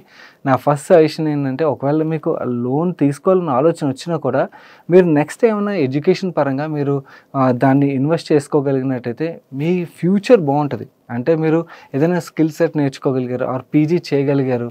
సో అలాంటప్పుడు ఏమవుతుంది, మీరు ఆటోమేటిక్గా మీ దగ్గర డిగ్రీ వచ్చిందనుకోండి, మీ ఇన్కమ్ పెరుగుతుంది. ఇన్కమ్ పెరిగితే ఫ్యూచర్లో మీ సేవింగ్స్ పెరుగుతాయి. ఆ సేవింగ్స్తో యూ కెన్ క్రియేట్ మంచి వెల్త్ అండ్ అలాగే మీ ఫ్యామిలీని కూడా బాగా చూసుకోగలుగుతారు. సో నన్ను అడిగినట్టయితే ఇన్వెస్ట్ ఆన్ యువర్ ఎడ్యుకేషన్ అండి. Okay, that is the most important suggestion which I want to give you. And అన్నిటికన్నా ముఖ్యం ఈ ట్రేడింగ్, ఇన్వెస్టింగ్ ఇవన్నీ పక్కన పెట్టండి. ఇప్పుడే మీ ఎడ్యుకేషన్ కంప్లీట్ అయింది, ఇప్పుడే మీరు జాబ్ చేస్తున్నారు కాబట్టి మీ ఇన్కమ్ పెరగాలంటే మీరు ఏమైనా స్కిల్ సెట్ మీరు ఎక్వైర్ చేయాలా. ఎక్వైర్ చేసినట్టయితే మీ ఇన్కమ్ పెరిగి ఆస్కారం ఉన్నదా, దాని రిలేటెడ్గా మీరు వేస్ ఫైండ్ అవుట్ చేయడానికి ప్రయత్నించండి. And that will be game changer for your life. ఎందుకంటే మీకు ఆ స్కిల్ సెట్ వచ్చింది అనుకోండి, మీ ఇన్కమ్ లెవెల్ 15,000 నుంచి 30,000 40,000 అయిందనుకోండి, మీరు సేవ్ చేయగలుగుతారు. ఆ సేవ్ చేసిన డబ్బులు పెరుగుతాయి ఆటోమేటిక్గా. అదే మీరు మీ ఎడ్యుకేషన్ ఇంప్రూవ్ చేసుకోకుండా మీరు ఈ 15,000 రూపాయల జాబ్లోనే ఉన్నట్టయితే ఇలాంటి షార్ట్ కట్స్ వెల్త్ క్రియేషన్ కోసం వెతుకుతుంటారు. అండ్ షార్ట్ కట్స్ ఎప్పుడు కూడా వర్కౌట్ అవ్వు. ఒక 1% పీపుల్కి లక్ బాగా ఉన్న వాళ్ళకి వర్కౌట్ అవుతుంది. వాళ్ళని ఎగ్జాంపుల్గా తీసుకొని మనం ప్రయత్నించామనుకోండి, అన్నెసరీ ఉన్న ఆస్తిని కూడా కోల్పోయే రిస్క్ అయితే ఉంటుంది. సో నా స్ట్రాంగ్ సజెషన్, మీరు ఇప్పుడు చేస్తున్నవన్నీ కూడా వదిలేసి focus on improving your skill set so that మీరు ఎక్కువ డబ్బులు సంపాదించగలిగినట్టయితే దాని తర్వాత కూడా మీరు ఆస్తిని అయితే కూడబెట్టగలుగుతారు. So this is my strong suggestion as a brother అండి. మన నెక్స్ట్ క్వశ్చన్ తేజ అడుగుతున్నారు. నా age 31 years, married and I have 1 year old daughter. నేను నా పేరెంట్స్ని కూడా I'm taking care of them. Father 63 years, mother 56 years. Working in Hyderabad, getting 1 lakh rupees as a net take home salary. Literally stuck to manage my financial planning. Below are my financial savings. Holding 3.5 lakh worth stocks, currently at 18% loss. Investment in mutual funds, 1 lakh lump sum invested 1 year back and doing 20,000 SIP in below funds. 11 ఫండ్ల పేర్లు రాశారు. మీ మిగిలిన question చదివే ముందు నేను first suggestion అండి, ఇన్ని funds correct కాదు, cut it down to 5-6 funds. ఎందుకంటే అవసరం లేదు, ఇన్ని ఫండ్స్ ఉండడం వల్ల మీకు డ్రాగర్స్ ఎక్కువ అవుతాయి అన్నమాట. అండ్ అలాగే మనం ట్రాక్ చేయడం కూడా కష్టం అవుతుంది. ఫస్ట్ సజెషన్ అయితే ఇది. నెక్స్ట్ మీరు అదర్ అసెట్స్ 7 lakhs ఉన్నాయన్నారు, వాటి రిలేటెడ్గా క్లియర్ ఇన్ఫర్మేషన్ రాయలేదు. And PF contribution 1,800 per month and VPF 3,000 per month contribute చేస్తున్నట్టుగా చెప్తున్నారు. Monthly expenses 50,000 other than medical expenditure. Family health insurance company నుంచి ఉన్నది 4 lakhs base policy and 4 lakhs top-up policy ఉన్నట్టుగా mention చేశారు. అండ్ ఫ్యామిలీకి ఇంకేమీ assets లేవు, ఈఎంఐస్ లేవు, and second source of income లేదు, అండ్ టర్మ్ ఇన్సూరెన్స్ కూడా లేదు. ఇవేమీ లేనట్టుగా మెన్షన్ చేశారు. నా కమింగ్ టు మీ క్వశ్చన్స్ విషయంకి వచ్చేసరికి ఫస్ట్ 1-2 క్వశ్చన్స్ ఏవైతే వాటి గురించి తర్వాత ఆన్సర్ చేస్తాను. మీ 5th క్వశ్చన్ ఏదైతే ఉన్నదో దాన్ని ఫస్ట్ అడ్రస్ చేద్దాం అనుకున్నాను. మీరు is it right time to buy home అంటున్నారు కదా. మీరు ఏవైతే ఫైనాన్షియల్ డీటెయిల్స్ అన్ని షేర్ చేశారో వాటిని ఎక్సెల్ షీట్లో చూపించి మీరు యాక్చువల్లీ పర్చేస్ చేయడం కరెక్టా కాదని మీకు ఒక క్లారిటీ అయితే ఇవ్వడానికి ప్రయత్నిస్తాను. సో మీకు ప్రతి నెల ఇప్పుడు 1,00,000 రూపాయలు ఇన్కమ్ వస్తుందన్నారు, 50,000 రూపాయలు ఖర్చుల రూపంలోనే వెళ్ళిపోతుందని చెప్పి రాశారు. మీ టోటల్ సేవింగ్స్ అన్నీ కలిపినట్టయితే అప్రాక్సిమేట్లీ 13 lakhs వస్తుందండి. వేరే ఇంకేం సేవింగ్స్ లేవని చెప్పి రాశారు కదా. అండ్ 50 లక్షల లోపల మీరు ఇల్లు కొంటా అంటున్నారు. యాక్చువల్లీ హైదరాబాద్ లాంటి ఏరియాలోని 50 లక్షల లోపల మీకు ఇల్లు దొరకడం అనేది చాలా కష్టం. థియరిటికల్ అనుకోవడం వేరు, ప్రాక్టికల్గా వెళ్ళినప్పుడు ఈ నెంబర్ అన్నది చాలా పెరిగిపోద్ది అన్నమాట. ఎనీవేస్ మీరు 50 లక్షల లోపల కొంటున్నా కూడా 50 లక్షలకి ఇల్లు అంటే 20% డౌన్ పేమెంట్ చేయాల్సి ఉంటుంది. అంటే మీకు 13 లక్షల సేవింగ్స్లోని 10 లక్షల రూపాయలు మీరు డౌన్ పేమెంట్గా వెళ్ళిపోతుంది. ఇంకొక 40 లక్షల రూపాయలు ఏవైతే ఉన్నాయో ఆ 40 లక్షలకి లెట్సే మీరు హోమ్ లోన్ తీసుకున్నారు అనుకుందాం. 25 years నేను టెన్యూర్ తీసుకున్నా. ఓకే, లెట్సే 20 years టెన్యూర్ పెట్టాను అనుకోండి, 8.8% ఇంట్రెస్ట్ తీసుకున్నట్టయితే 34,000 రూపాయలు మీకు ఈఎంఐ పడుతుంది. 25 చాలా తక్కువ మంది టెన్యూర్ వస్తుంది. అదే 25 years టెన్యూర్ అయినట్టయితే ఈఎంఐ ఒక 2-3 వేల రూపాయలు తగ్గుతుంది. సో 50,000 ఇది ఒక 34,000 ఎస్ రెంట్ మిగులుతుంది. లెట్సే రెంట్ ఒక 10-15,000 మిగిలింది అనుకుందాం. సో మీకు ఒక అక్కడ 35,000 ఇది ఒక 35,000 అంటే 70,000 రూపాయలు దీనికి వెళ్ళిపోతుంది. 70,000 రూపాయలు ఈ ఖర్చులకు వెళ్ళిపోతే మీ మిగిలిన రిటైర్మెంట్ రిలేటెడ్ సేవింగ్స్ అవ్వచ్చు, మీ పిల్లల ఎడ్యుకేషన్ రిలేటెడ్ సేవింగ్స్ అవ్వచ్చు, ఇవన్నీ కూడా చాలా వరకు కాంప్రమైజ్ అయిపోతాయి. అండ్ అది మాత్రమే కాదు, మీకు రిజిస్ట్రేషన్ చేసుకోవడానికే డబ్బులు లేవే, రిజిస్ట్రేషన్కి మళ్ళీ మీరు పర్సనల్ లోన్కో దేనికో వెళ్తారు. అండ్ అలాగే ఇంటీరియర్స్కి దానికి మళ్ళీ వేరే లోన్కి వెళ్తారు. ఇలా మీరు ఓవరాల్గా ఇప్పుడు హౌస్ పర్చేస్ చేసినట్టయితే డెట్ ట్రాప్లోకి అయితే వెళ్ళిపోతారు, క్లియర్లీ కనబడుతుంది. సో ఆ డెట్ ట్రాప్లోకి వెళ్ళకండి. డెట్ ట్రాప్లోకి వెళ్ళామా మన కెరీర్ రిలేటెడ్గా గ్రోత్ మీద ఇంపాక్ట్ ఉంటుంది, స్ట్రెస్ఫుల్ లైఫ్ అయిపోతుంది. సో సేవింగ్స్ ఏవైతే ఉన్నాయో ఫస్ట్ ఒక టార్గెట్ పెట్టుకోండి. ఓకే, 13 లక్షల నుంచి ₹1,00,00,000 చేయాలి. ఫస్ట్ నా ఫైనాన్షియల్ సేవింగ్స్ని ₹1,00,00,000 అచీవ్ చేద్దాం. ఓకే, ₹1,00,00,000 వరకు ఇల్లు గోల్డ్ ఇవన్నీ కూడా ఫోమో పక్కన పెట్టేసి ఆ ₹1,00,00,000 అచీవ్ చేసిన తర్వాత మీరు ఇంటి రిలేటెడ్గా డెసిషన్ తీసుకున్నట్టయితే దట్ వుడ్ బి బెటర్. ఎందుకంటే ఫస్ట్ మీరు డౌన్ పేమెంట్ పే చేయగలరు.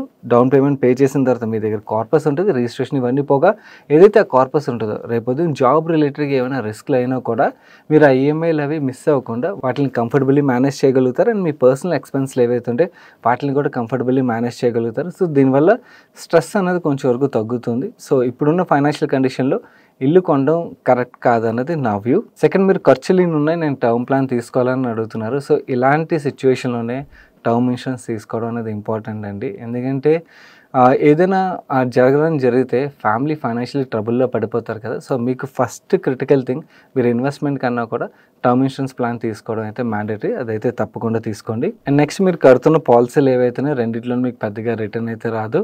సో వాటిని కంటిన్యూ చేసేదానికన్నా వాటిని బెటర్ వేలో మీ ఫండ్స్ ఏవైతున్నాయో వాటిలోకి డైవర్సిఫై చేయడం would be better.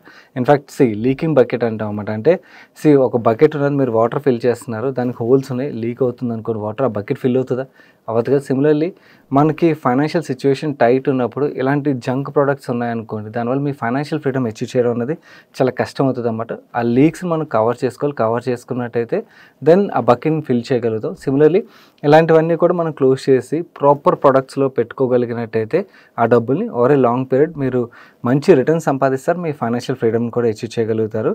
And me number of funds ఏవైతే వాటిని అయితే రెడ్యూస్ చేసుకోండి. ఓవరాల్గా చూసినట్టయితే ఏవైతే ఈ కరెక్షన్స్ ఉన్నాయి, ఈ కరెక్షన్స్ని ఇంప్లిమెంట్ చేయగలిగినట్టయితే మీరు మంచి ఫైనాన్షియల్ సేవింగ్స్ని క్రియేట్ చేయగలుగుతారు. నెక్స్ట్ 4-5 ఇయర్స్ ఒక గోల్ అయితే ఫ్యామిలీ పరంగా మాట్లాడుకుని పెట్టుకోండి. ఆ గోల్ అచీవ్ చేసిన తర్వాత ఫిక్స్డ్ అసెట్ వైపు అండ్ మిగిలిన అదర్ థింగ్స్ మీరు చూడడానికి అయితే ప్రయత్నించండి. That would be ideal. మన నెక్స్ట్ క్వశ్చన్ కిషోర్ గారు అడుగుతున్నారు. Hi Sagar, I would like to know about one SME company, Arun Jyoti Bio Ventures Limited. They have done stock split recently. I started analyzing about this company. Company is listed in markets from last 10 years. But last 5 years, stock has delivered very good return. I would like to know your analysis opinion on this company. Please give your deep analysis on this, sir. Hi అండి, ఇలాంటి companies రిలేటెడ్గా deep అనాలిసిస్లు చేయడం కష్టం. ఎందుకంటే publicly information ఏదైతే ఉన్నదో అది చాలా తక్కువగా ఉంటుంది, లిమిటెడ్ అవైలబుల్ ఉంటుంది. సో పబ్లిక్లీ ఉన్న ఇన్ఫర్మేషన్ బట్టి మాట్లాడుకుందాం. ఇది ఫస్ట్ థింగ్, ఇది SME కంపెనీ కాదు, మెయిన్ బోర్డ్ లిస్టెడ్ కంపెనీ ఇది. అండ్ సెకండ్, ఈ కంపెనీ చేసే వర్క్ ఏంటంటే మనకి టాటా వాటర్ బాటిల్స్ ఉన్నాయి కదా, దానికి జాబ్ వర్క్ చేస్తారన్నమాట. ఒకటి వీళ్ళకి జన్గాంలో ఒక ప్లాంట్ ఉన్నది, ఇంకోటి కొవ్వూరులో ప్లాంట్ ఉన్నది. ఈ 2 ప్లాంట్స్లోని ఈ టాటా ఒక వాటర్ బాటిలింగ్ జాబ్ వర్క్ అయితే వీళ్ళు చేస్తారు. దాని రిలేటెడ్గా వీళ్ళకి రెవెన్యూ అయితే వస్తుంది. ఈ కంపెనీ గురించి ప్రీవియస్ అంటే వెరీ ఓల్డ్ హిస్టరీ అయితే నాకు తెలియదు. న్యూ ప్రమోటర్స్ ఎక్వైర్ చేసిన తర్వాత వీళ్ళు ఈ బిజినెస్ అయితే ఈ కంపెనీలో రన్ చేస్తున్నారు. అండ్ ఈ స్టాక్ రిలేటెడ్గా ఉన్న మేజర్ బజ్ ఏంటంటే వీళ్ళ own water bottle brand launch చేస్తారని, పెట్ ప్రీఫార్మ్స్, క్యాప్స్, క్లోజర్స్, ష్రింక్ ర్యాప్స్ ఒక మ్యానుఫ్యాక్చరింగ్ ఫెసిలిటీస్ని వీళ్ళు సెటప్ చేస్తారని. అండ్ ఇది మాత్రమే కాకుండా ఒక మేజర్ లార్జ్ FMCG కంపెనీ ఏదైతే ఉన్నదో వాళ్ళు వాటర్ బాటిల్ బ్రాండ్లోకి లాంచ్ చేయడానికి వస్తున్నట్టుగా. అండ్ వాళ్ళతో వీళ్ళ టైఅప్ ఏంటంటే టాటా వాటర్ ప్లస్తో వీళ్ళు చేసే జాబ్ వర్క్ కదా. జాబ్ వర్క్ ఎలాంటిదంటే మార్జిన్స్ అనేవి చాలా తక్కువగా ఉంటాయి, వాల్యూమ్ గేమ్ అది. వెరస్ వీళ్ళు ఇక్కడ ఏంటంటే వీళ్ళు ఓన్గా డిస్ట్రిబ్యూషన్ ఇవన్నీ కూడా చేస్తారంటున్నారు. అండ్ వీళ్ళు డిస్ట్రిబ్యూషన్ చేసినట్టయితే దెన్ ఆటోమేటిక్గా వీళ్ళ రెవెన్యూస్, మార్జిన్స్ ఇవన్నీ కూడా బెటర్ అవుతాయి కదా. So that is what stock రిలేటెడ్గా ఉన్న బజ్ అయితే. నో ఆ లార్జ్ FMCG బ్రాండ్ ఏదైతే ఉంటే దానికి వీళ్ళు రాయల్టీ పే చేయాల్సి ఉంటుంది, ఎందుకంటే బ్రాండ్ వాళ్ళది కాబట్టి. సో వీళ్ళు దాని రిలేటెడ్గా మొత్తం మ్యానుఫ్యాక్చరింగ్, డిస్ట్రిబ్యూషన్ అయితే చేస్తారన్నమాట. సో ఈ న్యూ టైప్ ఏదైతే మార్కెట్ యాంటిసిపేట్ చేస్తుందో దాని రిలేటెడ్గానే మేజర్ బజ్ అయితే ఉన్నది. ఈ కంపెనీ యొక్క ప్రెజెంట్ నెంబర్స్ ఏవైతే next 5 years substantially top line and EBITDA 2, in fact margins కూడా చాలా ఇంప్రూవ్ అవునాయని చెప్పి మార్కెట్ అయితే ఎక్స్పెక్ట్ చేస్తుంది. అండ్ ఫ్యూచర్ ఫ్యూచర్లో వీళ్ళు ఏమన్నారంటే వేరే అదర్ ఎఫ్ఎంసీజీ ప్రొడక్ట్స్ ఏవైతే ఉన్నాయో వాటిల్లో కూడా వీళ్ళు కాంట్రాక్ట్ మ్యానుఫ్యాక్చరింగ్లోని ఎంటర్ అవబోతున్నట్టుగా దాని రిలేటెడ్ ప్లాన్స్ ఉన్నట్టుగా మేనేజ్మెంట్ అయితే ఇన్ఫర్మేషన్ షేర్ చేస్తున్నారు. సో ఇది కంపెనీ రిలేటెడ్గా ఏదైతే పబ్లిక్లీ అవైలబుల్ ఉన్న డేటా ఉన్నదో దాన్ని బట్టి మీకు షేర్ చేయగలుగుతున్నాను. సో నెంబర్స్ బట్టి అది చూస్తే కంపెనీ నెక్స్ట్ లెవెల్కి వెళ్ళొచ్చు నెక్స్ట్ 5 yearsలో. కాకపోతే లాస్ట్ 1 yearలో స్టాక్ కూడా అంతే లెవెల్లో పెరిగిందని అయితే గుర్తుంచుకోండి. దీన్ని బట్టి మీరు మీ రిస్క్ అప్టైట్ బట్టి మీ డెసిషన్ తీసుకోవచ్చు. మన నెక్స్ట్ క్వశ్చన్ శ్రీరామ్ గారు అడుగుతున్నారు. రీసెంట్లీ ఎస్బీఐ బ్యాంక్ నుంచి కాల్ వచ్చింది మా మదర్కి. వాళ్ళు చెప్పారు మీ అకౌంట్ ఇన్యాక్టివ్గా ఉంది, బ్యాంక్ వచ్చి కేవైసీ కంప్లీట్ చేసి యాక్టివేట్ చేసుకోమన్నారు అండ్ ఏటీఎం కార్డ్ కూడా ఎక్స్పైర్ అయిపోయింది, 2 years అవుతుంది. సో దాని రిలేటెడ్ కూడా అప్డేట్ చేసుకోమని చెప్పారు. మా మదర్ బ్యాంక్ వెళ్ళి ఫామ్ సబ్మిట్ చేసి మళ్ళీ ఇంకొక ఫామ్ ఫిల్ చేసి సైన్ చేయమన్నారు. ఆ ఫామ్ ఫిల్ చేసినప్పుడు తను ATM or KYC related additional form అయి ఉంటుందని చెప్పి సైన్ చేశారు. దాని తర్వాత మా మదర్ని వేరే కౌంటర్ దగ్గరికి వెళ్ళి ఒక మేడంని కలమని చెప్పారు. ఆ మేడంని కలిసిన తర్వాత ఆవిడ మీరు సైన్ చేసిన ఫామ్ ఇన్సూరెన్స్ రిలేటెడ్గా మీరు 1000 rupees ఎవ్రీ ఇయర్ కట్టినట్టయితే మీకు 20 lakhs కవరేజ్ వస్తుందని చెప్తున్నారు. అండ్ అలాగే వాళ్ళు ఏం చెప్తున్నారంటే ప్రతి ఒక్క కస్టమర్ ఇలాగే తీసుకుంటారు అండ్ తప్పకుండా తీసుకోవాలి, తీసుకున్నప్పుడే అకౌంట్ యాక్టివేట్ అవుతుంది అని చెప్తున్నారు. Is it really mandatory? How to deal with this issue? And ఆ ఇన్సూరెన్స్ పాలసీ రిలేటెడ్ డీటెయిల్స్ కూడా సరిగ్గా షేర్ చేయట్లేదు. So how can we take that insurance policy? And ఒకవేళ ఇలా మిస్లీడింగ్ చేసినట్టయితే ఎవరికి కంప్లైంట్ చేయాలి? No, it is not at all mandatory అండి. అండ్ ఇది ఓన్లీ ఎస్బీఐలోనే జరుగుతుంది అంటే నో, ప్రతి బ్యాంక్లో జరిగే పెయిన్ఫుల్ థింగ్ ఇదే. అక్కడున్న ఆర్ఎమ్స్ బ్రాంచ్ మేనేజర్లు వాళ్ళు తప్పు చేస్తున్నారని కాదు, యాక్చువల్లీ వాళ్ళకుండే ప్రెషర్ లెవెల్స్ అలాంటివి అన్నమాట. చాలా దారుణమైన ప్రెషర్ అయితే క్రియేట్ చేస్తున్నారు. బ్యాంకింగ్ సిస్టంలో వర్క్ చేసిన ఎంప్లాయీస్ పాపం టార్చర్ అయితే అనుభవిస్తున్నారు, ఎస్పెషల్లీ ఇన్సూరెన్స్ రిలేటెడ్గా. బ్యాంకింగ్ రిలేటెడ్ ప్రొడక్ట్స్ అంటారా, ఆ సర్వీసెస్ ప్రొవైడ్ చేయడానికి ఎప్పుడు ఎంప్లాయీస్ రెడీగా ఉంటారు. బట్ రీసెంట్ టైంలో ఏంటంటే బ్యాంక్స్కి ప్రాఫిటబుల్ ప్రొడక్ట్ కాబట్టి ఇన్సూరెన్స్ పాలసీలని అయితే పుష్ చేసేస్తున్నారు. కస్టమర్లు ఒక బ్యాంక్లోని డబ్బులు ఏవైతే ఉన్నాయో అవి ఎంత బ్యాలెన్స్ ఇవన్నీ చెక్ చేసి వాళ్ళకున్న టార్గెట్స్ వల్ల ఏంటంటే వాళ్ళు ఇలా పుష్ చేయాల్సి వస్తుంది. వాళ్ళు చేస్తుంది కరెక్ట్ అంటే కరెక్ట్ కాదు, కానీ this is our banking system is running now. ఎలా రన్ అవుతుంది కదా అని చెప్పి మనం యాక్సెప్ట్ చేయాలంటే నువ్వు యాక్సెప్ట్ చేయాల్సిన అవసరమే లేదు. మీరు గట్టిగా మాట్లాడండి, ఆర్బీఐ అంబుడ్స్మెంట్కి కంప్లైంట్ చేస్తా అని చెప్పి మీరు ఆర్బీఐ అంబుడ్స్మెంట్కి ఒకవేళ మీరు కంప్లైంట్ చేయాలన్నా కూడా ఆర్బీఐ అంబుడ్స్మెంట్కి అయితే కంప్లైంట్ చేయొచ్చు అన్నమాట. సో ఇలాంటి పాలసీలు అవి తీసుకోవద్దు. నేను అకౌంట్ని యాక్టివేట్ చేయడానికి వచ్చాను, అకౌంట్ యాక్టివేషన్ ఫామ్ సబ్మిట్ చేయాలి, లేదంటే నేను ఆర్బీఐకి రాస్తాను అండ్ ఈ వీడియోని రికార్డ్ చేసి నేను ఆన్లైన్లో అప్లోడ్ చేస్తానని చెప్పండి, అన్నీ సెట్ అయిపోతాయి. సో మీకు అవ్వాల్సిన పనులు ఏవైతే ఉన్నాయో మ్యాండేటరీ వర్క్స్ అన్నీ కూడా ఫినిష్ అయిపోతాయి. సో ఇలా తెలియకుండా ఫోర్స్ఫుల్ అయితే ఇన్సూరెన్స్ తీసుకోవడం అనేది కరెక్ట్ కాదని, మీకు నచ్చితే ఏదైనా టర్మ్ ఇన్సూరెన్స్ అయితే తీసుకోవడం బెస్ట్. అది కూడా టర్మ్ ఇన్సూరెన్స్ వరకే నేను మాట్లాడుతున్నాను. టర్మ్ కాకుండా మిగిలిన అదర్ ఇన్సూరెన్స్ పాలసీస్ అన్ని కూడా జంక్ పాలసీస్, వాటిని ఇగ్నోర్ కొట్టండి. టర్మ్, హెల్త్ అండ్ మిగిలిన అసెట్స్ రిలేటెడ్గా అంటే మనకి వెహికల్ ఉంటే vehicle, house related insurance would be sufficient, అంతకుమించి ఇన్సూరెన్స్ పాలసీలు అవసరం లేదు. మన నెక్స్ట్ క్వశ్చన్ సాయి చరణ్ గారు అడుగుతున్నారు. Please let us know what are the best SME stocks for 2025 mainly focusing on defence, IT and pharma. అది తెలిస్తే నేను దేవుడిని అయిపోతానండి. సో ఎవరికీ తెలియదు. బేసికలీ మనం ఏవైతే ఆపర్చునిటీ బాగుండి అండ్ అలాగే గ్రోత్ పాసిబిలిటీ బాగున్న థీమ్స్లోని ఏవైతే కంపెనీస్ మనకు మంచి వాల్యుయేషన్లు దొరుకుతాయో అలాంటి కంపెనీస్లో ఇన్వెస్ట్ చేస్తే yes we can make money అన్నమాట. సో ఎస్ఎంఈస్లో ఇన్వెస్ట్ చేసినప్పుడు ఫ్యూ థంబ్ రూల్స్ అయితే గుర్తుంచుకోండి. ఒకటి, promoter, major thing, promoter. Yes, main బోర్డ్లో కూడా మనకి ప్రమోటర్స్ వెరీ వెరీ ఇంపార్టెంట్. ఎస్ఎంఈస్లోని ఇంకా ఏంటంటే ప్రమోటర్ రిలేటెడ్ మీకు ఇన్ఫర్మేషన్ అండ్ అలాగే కంపెనీ రిలేటెడ్గా మీరు గ్రౌండ్లో వర్క్ చేసి ఇన్ఫర్మేషన్ తెలుసుకోకపోతే మెయిన్ బోర్డ్ రిలేటెడ్ మీకు ఇన్ఫర్మేషన్ దొరికే ఛాన్స్ ఉంటాయి. ఎందుకంటే కంపెనీస్ ఒక లార్జ్ సైజ్కి వెళ్ళిపోయి ఉంటాయి. వేరే ఎస్ఎంఈలోని మీకు కంపెనీస్ రిలేటెడ్గా ఇన్ఫర్మేషన్ దొరికే ఆస్కారం చాలా తక్కువగా ఉంటుంది. సో మీకు ప్రమోటర్స్ రిలేటెడ్గా మెటీరియల్ ఏదైతే మనకి గూగుల్లో ఆన్లైన్లో అవైలబుల్ ఉంటుందో ఎంత ఉంటే అంత చదవడానికి ప్రయత్నించండి.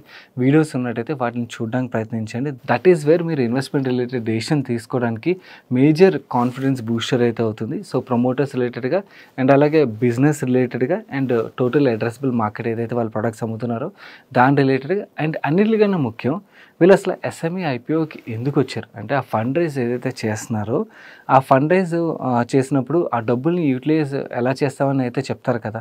అంటే let's say for example basically SME కంపెనీస్లోని అన్ని కంపెనీస్ గురించి మాట్లాడట్లేదు, బట్ బెస్ట్ కంపెనీస్ ఏవైతే ఉంటాయో వాళ్ళకి మేజర్గా ఫండ్స్ని మొబిలైజ్ చేయడం అనేది చాలా కష్టం అవుతుంది. బ్యాంకర్స్ దగ్గర నుంచి లోన్స్ దొరకడం ఇవన్నీ కూడా చాలా కష్టం అవుతుంది. అందు గురించి వాళ్ళు ఎస్ఎంఈ ఐపీఓస్కి అయితే వస్తారు. అండ్ ఏదైతే క్యాపిటల్ రైజ్ చేస్తుందో దాంతో క్యాపెక్స్ ప్లాన్ చేయడం కానీ లేకపోతే డిఫెన్స్ కంపెనీస్ ఉన్నాయనుకోండి, వాళ్ళు లార్జ్ టెండర్స్లో పార్టిసిపేట్ చేయడం కానీ, వాళ్ళకి క్యాపిటల్ దొరికిందనుకోండి, that will become a major advantage అన్నమాట. సో వాళ్ళు ఇప్పటివరకు ఒక 20-30 కోట్లు టెండర్లు పార్టిసిపేట్ చేసేవాళ్ళు, ఎప్పుడైతే వీళ్ళకి ఒక 50, 70, 80 కోట్లు క్యాష్ వస్తుందో, దాంతో వాళ్ళు 100, 150 కోట్లు టెండర్లు పార్టిసిపేట్ చేయగలుగుతారు. దానివల్ల వీళ్ళు ఓవరాల్ ఫైనాన్షియల్ నెంబర్స్ ఏవైతే ఉన్నాయో అసలు మనకి ప్రీ ఎస్ఎంఈ ఐపీఓ అండ్ అలాగే పోస్ట్ లిస్టింగ్ కంప్లీట్లీ మారిపోయే ఆస్కారం ఉంటుంది మంచి కంపెనీస్ అయితే మాత్రం. సో మనం ఇవన్నీ కూడా ఫైండ్ అవుట్ చేయగలగాలి. ఇవన్నీ మనం ఎలా ఫైండ్ అవుట్ చేయగలుగుతాం? ఐపీఓకి వచ్చేటప్పుడు చాలా ఛానల్స్లో రీసెంట్ టైంలో ప్రమోటర్స్ ఇంటర్వ్యూలు ఇస్తున్నారు, రోడ్ షోస్ ఒక వీడియోస్ కూడా మనకి యూట్యూబ్లో లైవ్లోకి వస్తున్నాయి. అండ్ ఈవెన్ పోస్ట్ లిస్టింగ్ కూడా కొంతమంది ఎస్ఎంఈ కంపెనీస్ ఏవైతే వాటి యొక్క ప్లాంట్ విజిట్లు ఇవన్నీ కూడా కవర్ చేస్తున్నారు.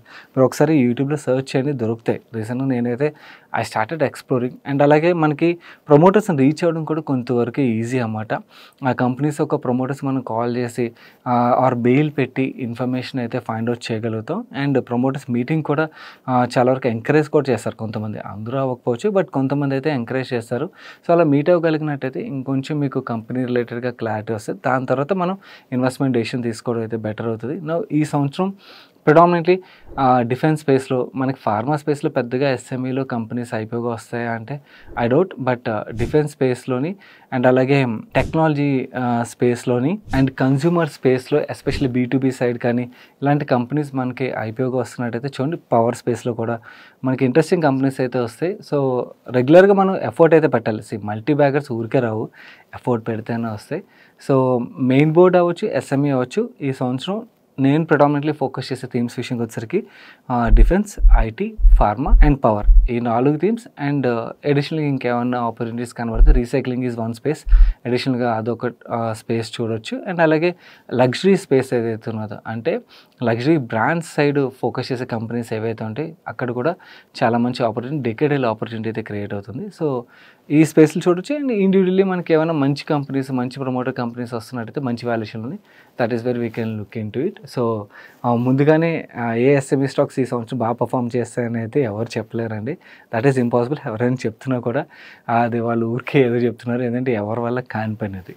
మన నెక్స్ట్ క్వశ్చన్ ప్రవీణ్ గారు అడుగుతున్నారు. I have a small query regarding mutual fund investments. For instance, if I invest in Tata digital India fund and the fund holds Infosys shares, what happens when Infosys announces 20 rupees dividend per share? Does the fund house distribute this dividend among investors or it retains within the fund? And దీనికి answer చాలా simple. ఏదైతే dividend రూపంలో వాళ్ళకి వస్తుందో అది ఫండ్లోనే ఉంటుంది, cash రూపంలో ఉంటుంది. ఆ క్యాష్ రూపంలో ఉన్న డబ్బులు ఏవైతే ఉంటాయో దాన్ని మళ్ళీ వేరియస్ ఆపర్చునిటీస్ ఏవైతే వాళ్ళకి కనబడతాయో వాటిలో అయితే ఇన్వెస్ట్ చేసేస్తారు. సో వీటిని డివిడెండ్ రూపంలో పే చేయరు. మీరు గ్రోత్ ఆప్షన్ చూస్ చేసుకున్నట్టయితే స్టాక్ డివిడెండ్స్ ఏవైతే ఉంటే అవి రీఇన్వెస్ట్ అయిపోతాయి. అదే మీరు డివిడెండ్ ప్లాన్ ఆప్ట్ చేసుకున్నారనుకోండి, అప్పుడు కూడా ఇండివిజువల్ స్టాక్ రిలేటెడ్ డివిడెండ్స్ మీకు షేర్ చేయడం లేదు. ఓవరాల్గా ఆ ఫండ్ ఏదైతే గ్రో అయిందో ఆ గ్రోత్ని బట్టి వాళ్ళు ఎంత పర్సెంటేజ్ డివిడెండ్ రూపంలో షేర్ చేయాలనుకుంటారు. సో ఎన్ఏవిలోంచి ఆ డివిడెండ్ని మీకు షేర్ చేస్తారు అంతే. అండ్ డివిడెండ్ ఆప్షన్ చూస్ చేసుకోవద్దు, వేస్ట్. గ్రోత్ ఆప్షనే చూస్ చేసుకొని, that is the best thing. And dividends reinvest అయిపోతాయి. That's it for today's ask money per show guys. వీడియోని ఇప్పటివరకు లైక్ చేయనట్టయితే వీడియోని లైక్ చేస్తూ మీ ఫ్రెండ్స్ అండ్ ఫ్యామిలీకి హెల్ప్ఫుల్ అవుతుందంటే వాళ్ళకి తప్పకుండా షేర్ చేయడం మర్చిపోకండి. అండ్ నేను రికమెండ్ చేసిన 2 వీడియోస్ మీకు ఇక్కడ వెనకాలలో వస్తాయి, తప్పకుండా చూడడానికి అయితే ప్రయత్నించండి. నేను సాయి కృష్ణ పత్రి మరొక మంచి వీడియోతో మీ ముందుకు వస్తాను. Till then bye bye, take care.